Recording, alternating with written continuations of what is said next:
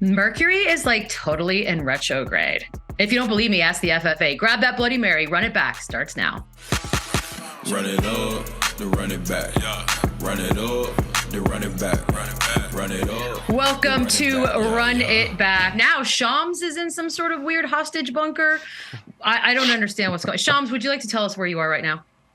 I'm in Miami. I'm in a hotel room. It's always hard to find proper backdrops and back settings. So you gotta give me a break on this one. But me and Chandler are kind of, on the same vibe today. So I'll take it. All right. So Shams the hotel, Chandler brand new house. Eddie is just sparkling with his new setup at his house. We can see his skin cells. The brightest light of all time. Chandler has no excuse. He has an incredible home, and he found a closet. I know. All you have to do is put a poster up, dude. Like, just put something behind you. Just give me some time. Okay, fine. You have till Monday. You've got 4 days to figure things out. All right, we had a bunch of stuff happen last night. A lot of basketball was played, including this game right here. Thank you, Oklahoma City. Heat breaking an NBA record. 40 for 40 from the free throw line. Don't you love paying a lot of money to see that? Against the Thunder, Jimmy Butler with a late bucket. He gets the foul, gives the Heat the 1-point win. Whew. Chandler, bigger deal, the fact that Miami made 40 free throws or that they took 40 free throws? That they made them. I mean, this is really, really impressive.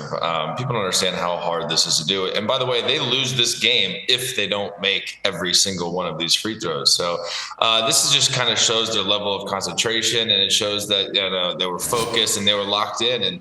And obviously, this is something that a lot of teams struggle with. That's going to end up resulting in wins and losses. So this was huge from them. They're banged up. They got a great game from Jimmy Butler. They had double-figure scoring from Strus, Oladipo, Gabe Vincent. But this is the type of win that they need. This is the type of win that when they have guys out, other guys need to step up. Watching this game, though, it's if the Heat can find a way to get healthy and hit their stride, they're currently sitting in the 8th seed. I don't want to play the Miami Heat in the first round of the playoffs. So I think these are the games that they're supposed to win. These are the games that they did a good job winning, but it wasn't pretty. It was not pretty. It was not fun to watch. And on the flip side, I love the Thunder. I love what they're doing. I love their future. And I just can't help but think how solid their future is, especially if they get the #1 pick. Yeah, I was going to mention the Thunder as well. I'm with Chandler. This was a fun game for them. If you don't get a chance to ever watch the Thunder, this is what you get. Young guys who play fast. They shoot a ton of threes. And one of the Jalen Williams, Jalen Williams, you cannot jump on that Jimmy Butler shot, young fella. You cannot do that. That ends up losing you the game. I also want to shout out Shai Gilgeous-Alexander. He had a great game. But down one with 10 seconds to go or whatever it was, he takes a sidestep three. I gave him credit a month ago. Took the mid-range, hit a game-winning buzzer beater at home. And he should have just took the midi again. I couldn't believe he took that shot. But look, when you're feeling it, you're on national TV, and you kind of quietly want to lose anyway, it works.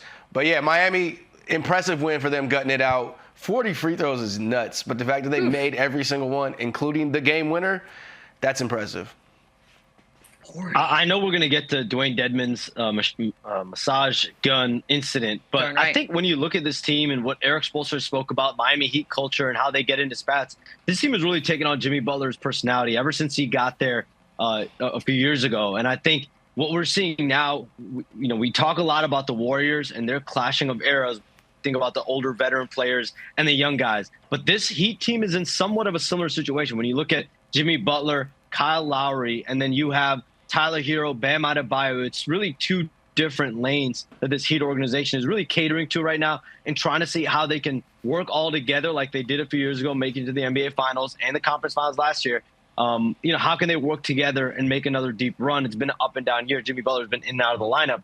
But this is like Golden State. This is two different eras of Heat on one roster right now.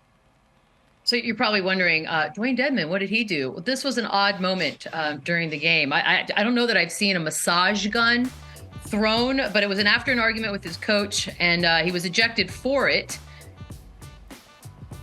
It's just weird. All right, so Spo afterwards saying, we're all a bunch of gnarly personalities. That part was unfortunate. Everything before that, that's the Miami Heat. That part was unacceptable.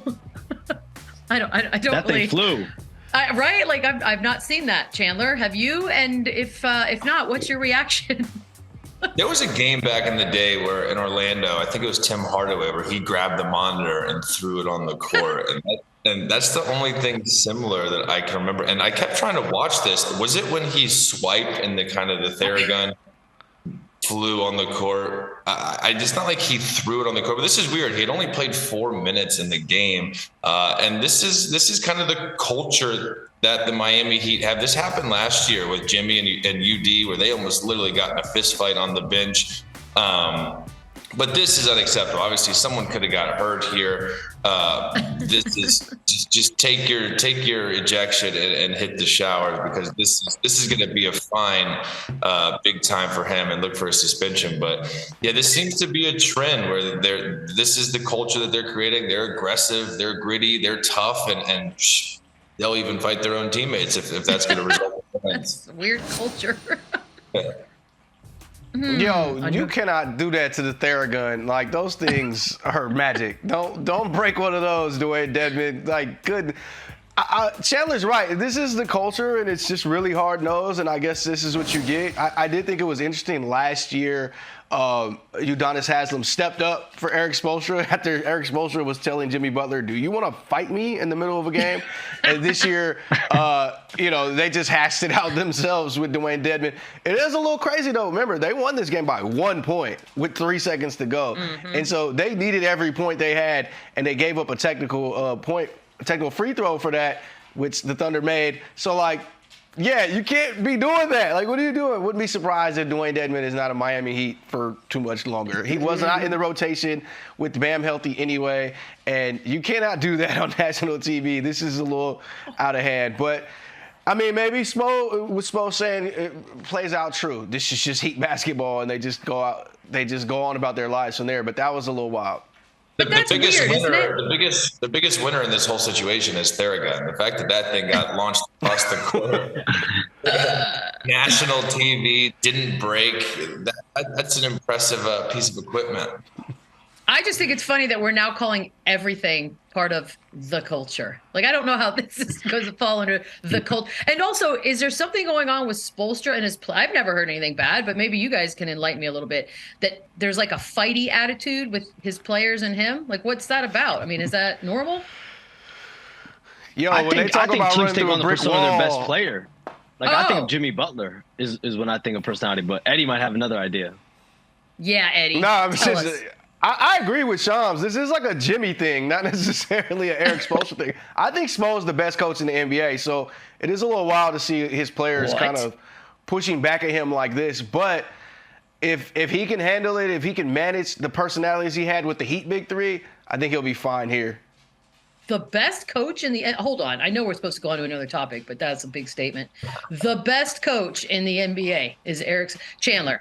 Is he right, or am I crazy?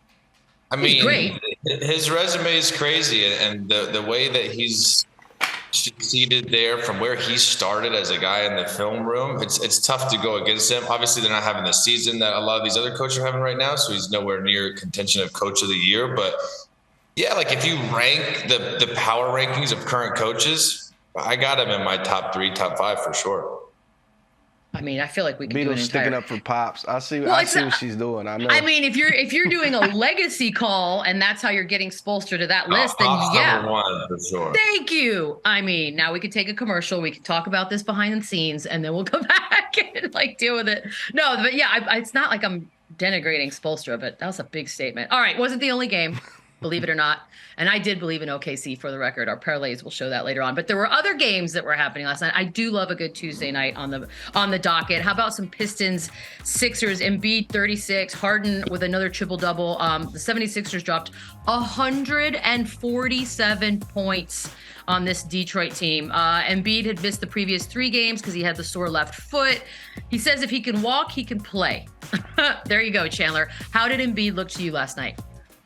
I mean, he looked dominant. I don't know if that's the motto right there, being early January. If you can walk, you can play, especially with his medical history, with his feet injuries that he's kind of went through. But yeah, to dominate the game like this, to play 23 minutes and to have 36 points, this is the best version of the Philadelphia 76ers, where you have James Harden distributing, you have Joel Embiid dominating, you have a balanced attack of all these guys off the bench that are putting up double figures. And when you look at this starting five that they're going with now, this should be the best offensive starting five in the NBA. They can hurt you in multiple different ways. Their fourth option is Tobias Harris. He's having a great year, can score off the block, can knock down jumpers. And Embiid said it after the game. This was all business. They wanted to make this a three-quarter game, handle their business and go out there and dominate. And that's exactly what they did. And that's exactly what teams in their position need to be doing to show to themselves and everybody else that we're for real and we're not going to even allow these mediocre to bad teams hang with us. Look, I mean, in fairness to the viewers, we haven't gotten to see that version of the starting lineup too many times, and we'll talk about that in a second. But Shams, the guys over at FanDuel Sportsbook, it looks like the confidence in this Philly team is growing. Is that right? Yeah, the odds have moved. I mean, I don't know if you can blame Kevin Durant's injury for it, but the odds have moved, and the Sixers and the Cavs, as you can see right there, the odds have changed more in their favor. But I think the biggest thing last night that you were seeing, and really in the last week, is Tyrese Maxey is now back in the starting lineup, and they were waiting for that moment to figure out when exactly would it be best for him to start again. We saw the groove that James Harden, DeAnthony Melton were on before Tyrese Maxey came back from his foot injury after missing a month and a half. But now he's back in the lineup, and this starting five group, they have a net rating of plus 12.8. They doubled their net rating just last night. So the fact that this starting lineup group is getting more comfortable, you're seeing James Harden, Joel Embiid really mesh on the floor together now. We're not dealing with some of the same problems that were existing early in the year, where they had two different playing styles every time they step foot on the court. Now you're seeing a more cohesive group. The record reflects it.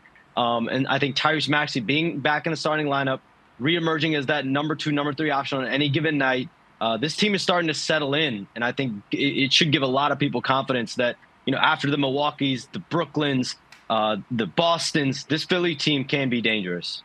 I mean, I think the excitement is warranted because we're halfway through the season, and last night was only the 7th.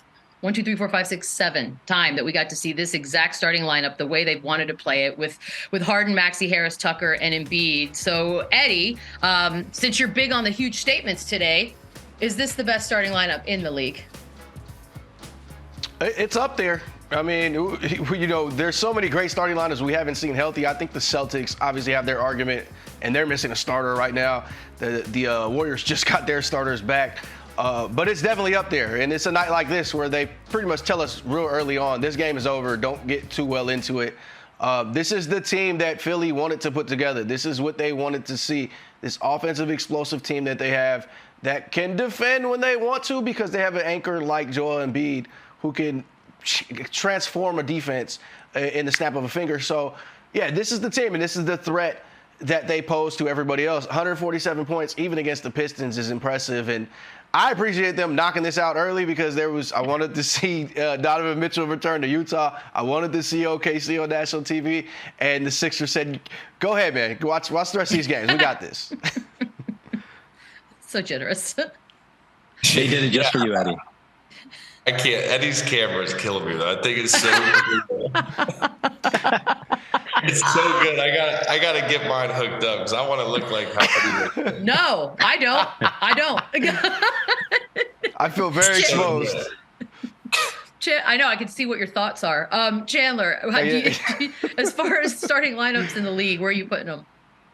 Yeah, I think they're up there. Like we just talked about. I think the Warriors, when they're healthy, I mean, they got the resume, they got the history there. But yeah, when you look at Philly, they have it all. They have shooting, they have playmaking, they have speed, they have the most dominant big. They have everything. They have PJ Tucker, who, by the way, the best starting lineup in the NBA, and one guy literally is setting records for not scoring. That's how good those other 4 guys are. And then their bench, the guys like Shake Milton and DeAnthony Melton, these guys that got all that exposure, being the guy with guys out and starting and getting those minutes, it's only going to make their team better. It's going to make them deeper. And they're going to be really, really dangerous when they finally are fully healthy and have consistent lineups and play with each other more and more. They're just going to continue to grow and get better. We're going to switch games because last night was a weird one, right? So you get the return of Steph Curry, which rightfully was a very exciting moment, I think, for fans everywhere. They're at home, which seemed to be for a long time the only place they could get wins. And they're playing a very shorthanded Suns team. It did not matter. They lost 3 straight home games now. They're 1 game under 500. They just didn't look good at all, Eddie. As far as disappointments in losses, how big was this one for Golden State last night? Look, I go back and forth with the Warriors all the time because this is a team that's told us we're not going to chase wins. This is a team that's told us 73-9 that drained us. We'll never do that again. So I can only get so wrapped up in a regular season game, but you definitely want to win Steph's return against the gutted rival that you have with the Suns. And they just look lethargic. They look like the Warriors tend to sometimes. We've seen them do this in playoff games, so it's not surprising.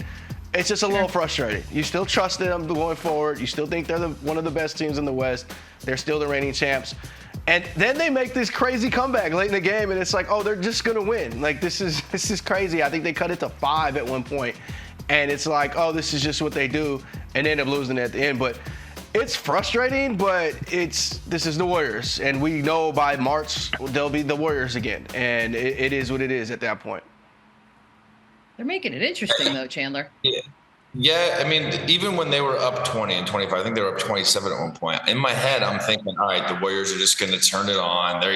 But that's probably how they think as well, because they are so explosive offensively. If one of those 3 guys or 2 of those 3 guys get going, there's no deficit that's too big as long as there's time still on the clock. But this was interesting because obviously everybody out for Phoenix. And at the end of the game, I rarely tweet about something, but it's like Monty Williams was trying to lose this game by not putting in a point guard to get the ball across half court. They legitimately could not bring the ball up, and they had like 3 or 4 turnovers during this run where I'm just waiting on Monty Williams to burn the timeout or to put in Dwayne Washington, who's really their only kind of point guard.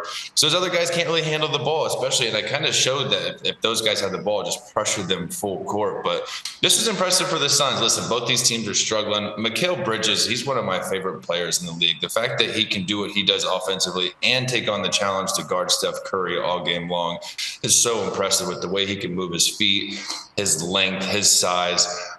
He's one of the best 2-way players in the league. But yeah, this is a bad loss after losing one to Orlando and Detroit, and now a completely depleted Phoenix Suns team.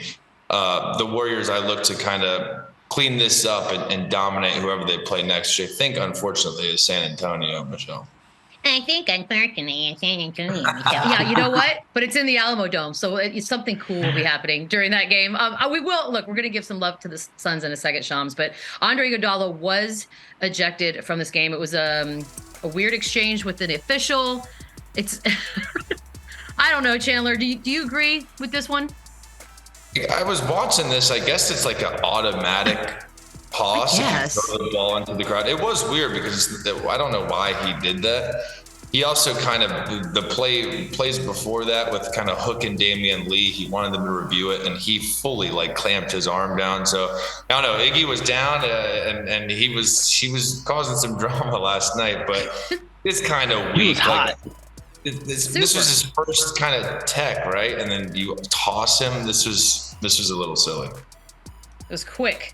Maybe the guy was in a hurry, he had somewhere to get. Look, I don't want to take away from what the Suns did, because to say they were depleted is an understatement. No Booker, no CP, no Ayton. I mean, honestly, I think it's hard to even call them the Phoenix Suns at that point, Shams. So as far as wins go, how big must that have been for just the confidence for these guys that are left playing? They literally were without their starting 5. I mean, Chris Paul out, Devin Booker out, Cam Johnson out, Jay Crowder out, DeAndre Ayton out. That's like literally their starting 5 this season if Jay Crowder was on the team. So just a massive win. Mikal Bridges, of course, starts in that group as well. But Mikal Bridges really led this team last night. What do you have, 25 and 9? The way he played, but you're literally without 5 starting caliber player, multiple all-star type guys. And I think right now, what you're sensing around the league, what you're sensing around the Suns is just an urgency level to try to get a deal done for Jay Crowder and bring some bodies in here into Phoenix to try to win you some games. Not only are you depleted, you need fresh bodies in there because you're without a star, you're without multiple guys right now in the lineup. Milwaukee, Atlanta, Miami, they remain engaged. But I'm curious from Chandler's perspective, when you're a key player on this team, if you were a Mikal Bridges, like what's going through your mind when you know that you could have potential deals on the table? Where's the desire level? I know you're focused on the game, but how much are you also thinking about, like, we need help and we need help fast? Yeah, you're thinking a lot. And if you're Bridges, you also kind of low-key like these opportunities he's getting to kind of be the number one option. And this isn't something he's used to. This isn't something he necessarily is. But yeah, it's frustrating, especially the success these guys have had the last couple seasons, and they have the pieces to be a really, really good team. So it's important, but also this is a great fun time for Bridges where he basically has the ultimate green light. He can be the number one option. This is experience and reps that he's going to get that he might not ever have again. So I think he's just going to kind of enjoy this. But yeah, nights like this aren't going to happen often. They play in Denver tonight. Like, it's not getting easier for them. And these guys, for everything we hear, aren't coming back anytime soon. It's frustrating, but again, it's also fun for him to kind of shine and be that go-to guy. Man, Golden State, Denver, back-to-back, that's tough on paper. If Golden State was Golden State right now. Guess what, guys? Kawhi Leonard played last night, and he was great. Great. Now we're back to thinking the Clippers are contenders. He had a season-high 36. They ended their losing streak. Look, we're gonna ask this for the entire rest of the season, Chandler. Do you believe that Kawhi can still take a team to the promised land? I mean, when he plays like this, yeah, he's been playing really, really good lately. He's getting to his spots, his mid-range, he looks strong, he looks in shape. He's got to show more. It's got to be more consistent, and that's been their thing all year long. I'd love to see him and PG healthy. It's just, I don't know. I don't know the medical. I don't know how he's feeling. And he's in and out of the lineup. I don't know if it's because he's actually sore or if it's load management. But this was a huge step forward. And the fact that he was so efficient last night, 9 of 12, perfect from the free throw line. He dominated this game. And this is the version they need. This is why they brought him there. This is what he's there to do. And it's good to see him back, kind of finding that rhythm. Now they just need PG, need these other guys. Yeah, I don't know if I'll ever feel comfortable calling him back with the way they manage him and his knee and all the ailments he's had. But when he's on the court, he is fun, and he looks amazing. And he shot 9 of 12 last night. He scored 30 points on 12 shots. It's pretty ridiculous. And like Chandler said, his offense is just getting to his spots, lifting up, firing, getting to his spot, getting to his spot, getting to his spot. He's stronger than everybody that can guard him. He's quicker than pretty much everybody can guard him. We miss Kawhi Leonard in this league. Like, we miss the theater that is Kawhi. He's had some of the greatest playoff performances we've ever seen. We want him out there every day. But until he is, and even when he is, I won't really ever feel comfortable saying he's just going to be here like this. But yes, if this is the Kawhi we get on a nightly basis, and you get him and you want to win 4 playoff games, he's high on the list of guys you would want on your team and leading your team. So if they have him, yeah, they're a threat like we all thought they were. But until they do, and until we know they do, it's tough to push any eggs in that basket. The one thing about Kawhi Leonard is, as long as he's healthy in the second half of the season, I'm never going to count out a Kawhi Leonard team. When he was in Toronto, I remember that first half of the year, it was tumultuous times. Like, there were moments of frustration within that locker room in Toronto. They didn't know, obviously his free agent future in the offseason, but also the ball movement. There were a lot of issues that came up. But then you saw the second half of the year, they really buckled down. Kawhi was in the lineup, and then they had a great run in the playoffs. They make it to the finals. They win the championship after Kevin Durant suffers an injury. And I think, like, that really stamped Kawhi Leonard's legacy in the NBA as a winner. And I think anytime you have him and he's healthy, you have a chance. So I think the Clippers are just trying to maintain health, but they need to get reps with him and Paul George. Paul George did not play last night. Those two guys need to get reps together. They need to get on the floor together and build chemistry. Can I ask this question? Because I think sometimes, and I get why you assume with Kawhi Leonard that you can sort of keep him back, and then when you need him, full force, right? But I feel like that confidence in his ability to be like a basketball mercenary is almost a false confidence at this point, because if they dig holes that are too big, they won't be able to do that. Is that possible, Chandler, that they're just counting on the Kawhi we've seen in past years as being able to do it all over again? I mean, it sounds good, and you've seen him do it before, so you have hope, and you would like to think that he can, but that's hard to do, especially the injury history he's had, not getting NBA reps playing games is so much different than practicing and playing 1-on-1 and 5-on-5 and the shoot around. It doesn't translate to an NBA game action. So yeah, sitting him out, the load management is great for the longevity of this season, but you better believe he's still going to be rusty. He's still not going to be himself when he's not getting the full-time show, the full-time minutes. And it's hard for players. It's hard. Like Klay Thompson is starting to come back. Jamal Murray is starting to come back because they're playing, and they're playing a lot of minutes, and they're taking a lot of shots. They're moving like they used to do. Kawhi being in and out of the lineup so much is honestly, I think, going to stunt his season. I mean, if he's healthy enough to go, they kind of got to take the leash off a little bit and let him rock. It's such a crazy way to do things. On the other side of that, though, is Luka, who is not resting at all. And some might start to question whether or not he should be. So he had 43, of course, losing effort, 18 in the fourth. That's him trying to bring his team back basically on his own, giving up his body. There you see it. So Eddie, we all need a rest day. I feel like Luka needs 30 rest days. Am I wrong? I disagree. I mean, he's only 23 years old. He played these games, big fella. Kawhi is 31. I'm still wondering why he's resting. And you kind of forget he's as young as he is. But look, they need Luka. Luka wants to be out there. This is a great play. I mean, he almost saved the ball. Unfortunately for him, this is one of those arenas that has like the empty row behind row A. And so he got right onto the floor. But no, like, he needs to be out there. They need him. Their offense barely functions without him. And he's really their only ball handler besides Spencer Dinwiddie. He's 23 years old. He's cool. He's not resting in the summer when he's playing for his country and he's playing FIBA ball and he's doing stuff. Yeah, come on, big fella. We're paying you a lot of money. You're on the way to a max contract. We need you out here. It's cool. You play all the games you need. You don't play defense. You don't work hard on defense. Just come out here and play all the games. They need him, which is really what it boils down to. Just like Kawhi is trotting himself out there as they're hovering around 500, the Mavericks need Luka all the same. And he's about 8 years younger. So I'm all for him playing 75 games if need be. I love that you're like, unfortunately, it's the kind of arena where there's an empty row instead of the big flesh pillow row that we look for when a giant human goes rolling through. But Chandler, look, it's fun to watch. Don't get me wrong. Like, I like that Luka plays, and I think at the end we all respect him a little more for it. But longevity-wise, or getting to the postseason and trying to do anything, is that a recipe for disaster? It's tough. And the usage rate, the minutes, the games, he is 23 years old and he's young, but Luke is not this physical specimen, right? Like, he's not that when you don't look at him and say, oh, that guy's in really good shape. That guy's super lean. And he's been very, very lucky and fortunate for no injuries. Also, give him an Oscar on the flip over last night. That was so unnecessary. Barely knocked into him. But yeah, unfortunately, this is the roster that he has. For them to be successful, for them to win games, and even lose games in a situation like this, he's got to do this. And you look at the stat sheet after the game, it's a one-man show.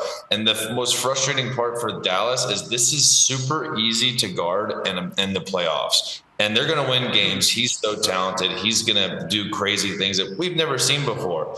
But when it comes down to a series and that game is bogged down and slowed down and in the half-court offense and he's getting double teams, these other guys are going to have to step up. And more than not, they haven't showed us this year. And they've had games and they have talent. And Dinwiddie and Hardaway and these guys, Christian Wood, they can take over and they can win you a couple of games. But they need a more balanced attack, and they need a lot more of those other guys to relieve this pressure, because I don't think it's sustainable. I don't care how good Luka is. He's not going to be able to do this for that many games, that many years in the future. Shams, if you venture into any sort of Dallas Mavericks fan area, the biggest thing I think you hear is get him some help. And Chandler mentioned the help that he does have. But if they got him something, one big other piece, what is the ceiling? Well, last year during the summertime in the offseason, they looked into potentially trying to pursue a guy like Zach LaVine. And I think there was serious interest there. Now, if he does become available, could they re-enter that sweepstakes? For sure. I think that's on the table. Right now, what they've really looked into is potentially extending Christian Wood. He's on an expiring deal right now. They can extend him for up to $77 million for 4 years. I don't think they're going to go that far as length, but you could do a 2-year deal at about $36 million. You could do a 3-year deal as well But I'm curious from Chandler's perspective. He's been in those meetings with Mark. He's been in those meetings advising Mark.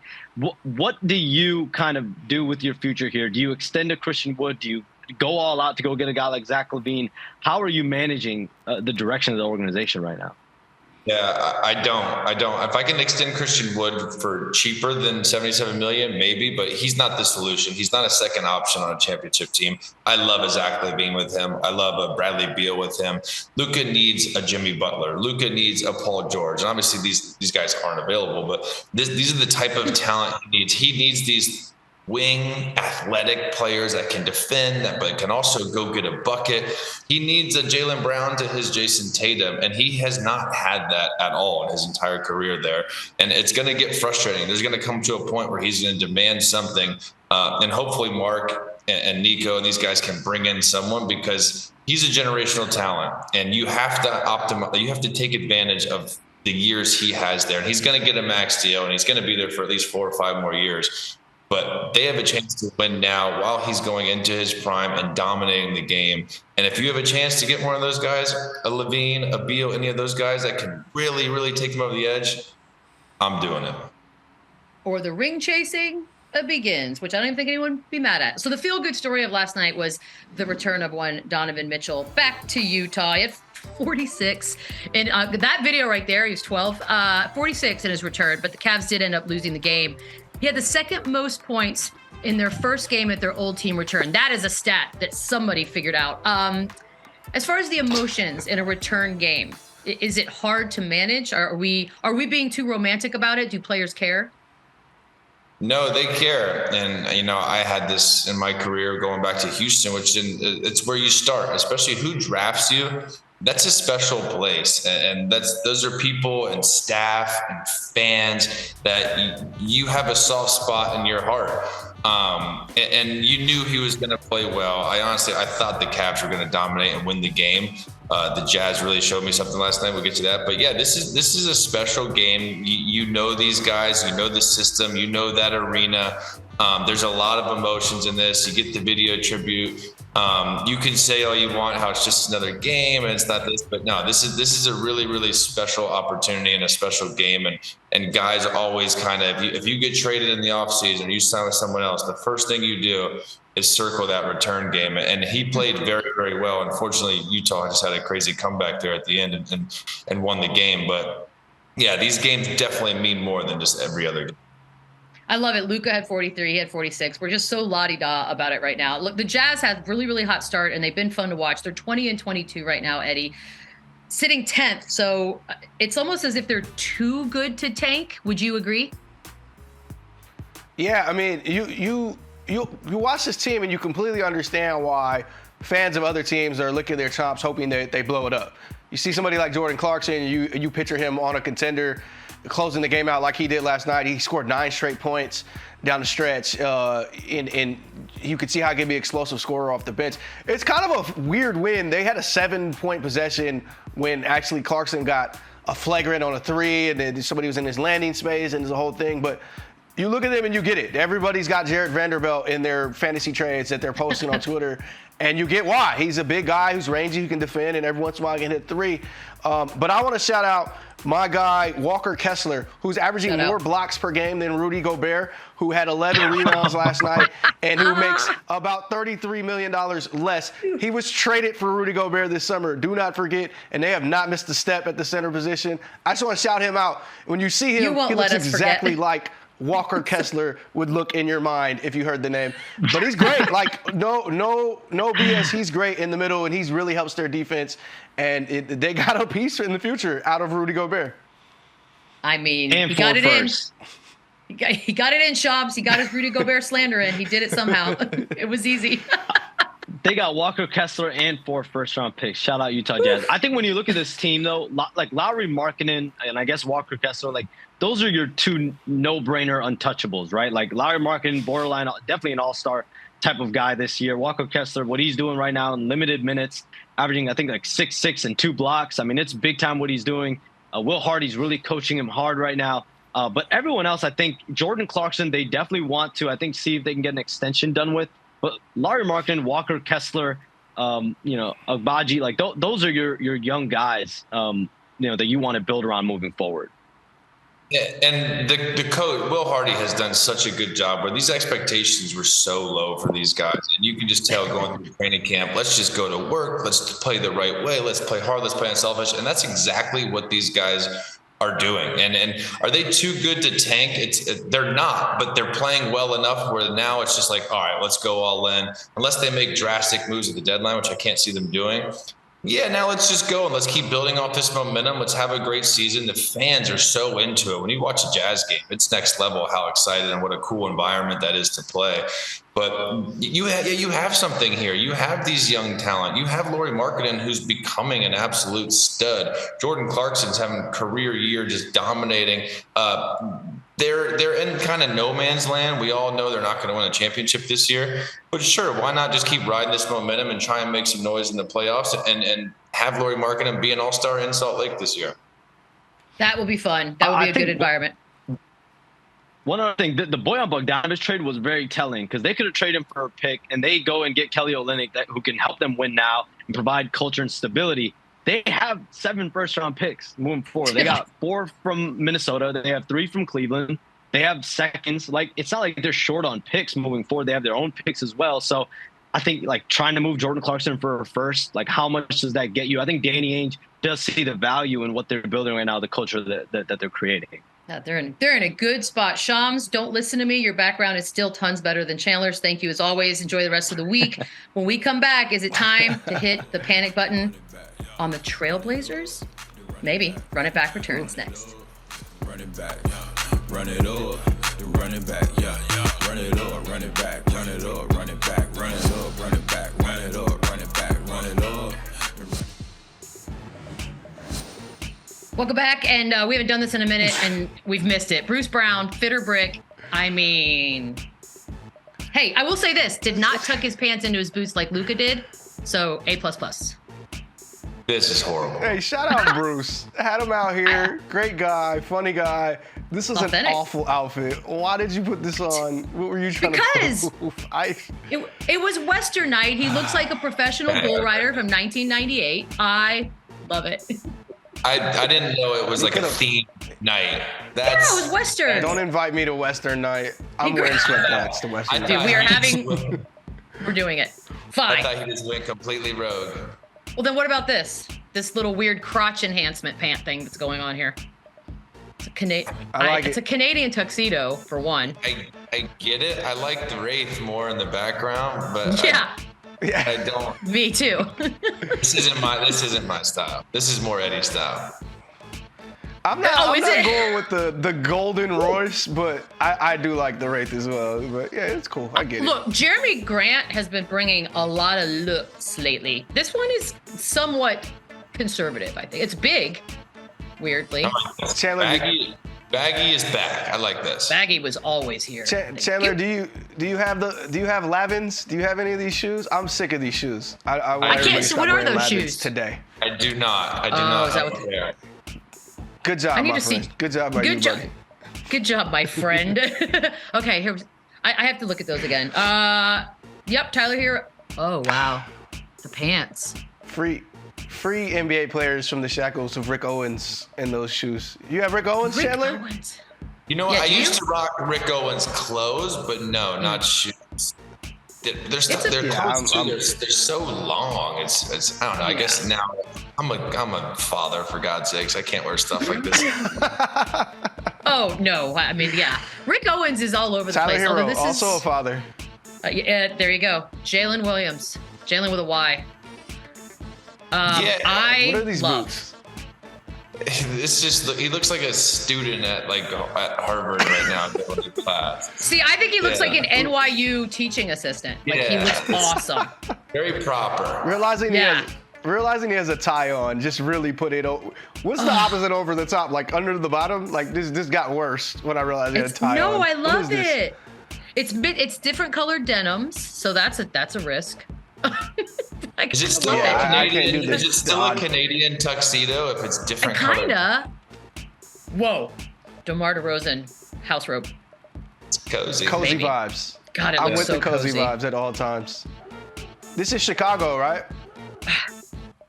I mean, it is cozy, but that Chicago. is flat we out have to a accept robe. that. I don't have hate to it. accept that. That's great. Who Okay, wouldn't so wanna wait a wear minute. robe to work? This is perfect. Bruce Brown puts an entire outfit together, whether you like this genre or not. But this dude gets to wear a bathrobe, and you're fine with it. Like, that's not right. Yeah. That looks like it might be like cashmere. You know, that's like I don't give a Looks crap. It's fancy. Looks expensive. Looks very expensive. It's a hella expensive bathrobe. Good fleece. Okay, Good fleece over there. it's time to hit the, or maybe not. We're gonna try to maybe sort of hit the panic button, and we're gonna start with your Portland Trailblazers. They lose to the Magic. They've lost their last 4, 2-8 over their last 10. Chandler, you hitting the panic button on Portland? Yeah, but I never really wasn't panicking for this team. This team really, I thought, again, they were going to be in tank mode. I thought they have good young pieces. This is going to be a season where, Jeremy Grant has kind of blew out expectations. He's having a great year. Anthony Simons has kind of been that second option as well, having a great year, but it's not sustainable. They don't have the depth. They don't pack the punch that a lot of these other teams do in the West. So I'm panicking, but I think expectations were already so low for this team that I don't think it's, All right. I'm the opposite of Chandler because after their hot start, I started wondering, what can they do? Can they win a playoff series? I liked a lot of their pieces. I like Josh Hart on their bench. I like Jeremy Grant as kind of their second/third option. I like Anthony Simons in his development. I like the big fella in the middle creating mismatches. But yeah, they're just a half game above the Lakers. So after that hot start, they've plummeted. And as bad as we think the Lakers are, they're right there with them. So if they're trying to win games, yeah, it's time to panic. But it's, Chandler is right. This is closer to what most people see from them coming in. But yeah, I got souped up off the hot start. I apologize. I think I did too. I think that's fair to say. Next up, Mr. Kyle Lowry. He is day-to-day with right knee soreness. Last 5 games, about 7 points a game, 3 assists, 2 rebounds. Chandler, you hitting the panic button on Mr. Lowry? Yeah, I kind of been hitting the panic button on him all season long. He's reached this age where when you watch him play, he's not himself. He's not what we're accustomed to seeing. He's inefficient. He's unhealthy. He's in and out of the rotation, and the Heat aren't necessarily playing well. So I'm panicking on him. I think his kind of best days are behind him. And it's just kind of going to be a slippery slope, downhill ride for him, for the rest of this season and the rest of his career. Yeah, I mean, the panic button, the paint has chipped off my panic button with Kyle Lowry. It was a bad signing, I thought, when it happened. I kind of understood the idea of inviting him into that culture, but he's washed. I don't know any other way to put it. And this is what they should expect to have gotten from him. He's been injury plagued for the last few years. And yeah, he's not offering you much other than charges, which he clipped Kevin's knee the other night doing that, and flopping. And so he's like my least favorite player to watch in the league. I'm sure he's an incredible man, but wow. Yeah, hit the panic button here. They can't trade him either. Nobody wants him. Did you just throw in the incredible man? That was the positive? Well done. Yeah, I don't want to completely thrash him. I'm sure he's great, but as far as basketball goes, I don't want to watch Kyle Lowry games. Good dude. Good dude. Great man. We're going to take a quick break. When we come back, the midseason media survey is out, which means we now will judge every single one of those votes when Run It Back returns. Run it back, yeah. Run it over. Run it back, yeah. Run it. Well, look at this. The NBA.com releasing the midseason media survey results. So here we go. They've got Boston representing the East in the NBA Finals, 57%, as a matter of fact. Eddie, your Brooklyn Nets only got 10% of that vote. Are you buying the Celtics as the fave? Yeah, absolutely. I mean, I had to text Shams and make sure he didn't vote on this and pick Tatum over Kevin in the position battle. But yeah, the Celtics are rightly the favorites. They just won the East, and they're looking like they're getting back on track. I'm all for it. Look, they've earned it. Okay. Yeah, I like them as the favorite, but if I get those odds of the Nets at 10% or Philly or one of these other teams, I'd rather take one of those other teams with better odds. But the Celtics are, I think, the clear-cut best team. I just don't know by that much. Yeah. It does feel like it's a big margin, bigger than I probably feel comfortable with. But luckily for you guys, the West is not like that. However, they do have the Clippers sitting up top at 34%, Denver at 30. Chandler, I get it. Clippers might have a light switch, but the favorites? No chance. I don't understand this one at all. I like Denver. I like Memphis. I like Golden State. I like New Orleans. I like a lot of teams, especially at those odds and those percentages, much better than the Clippers. And look, they can surprise us. They can get healthy. They can find the rhythm. They are deep. They do have a really, really solid team, and they had high expectations. But I don't know what they've shown us. They haven't been consistent, haven't been healthy. I don't know where the 34% comes on them, but no, I'm taking anybody else in that top 5 other than the Clippers. Same. That's weird. Yeah, I understand buying into the potential of this team, and I get it. On 2K, they probably are amazing.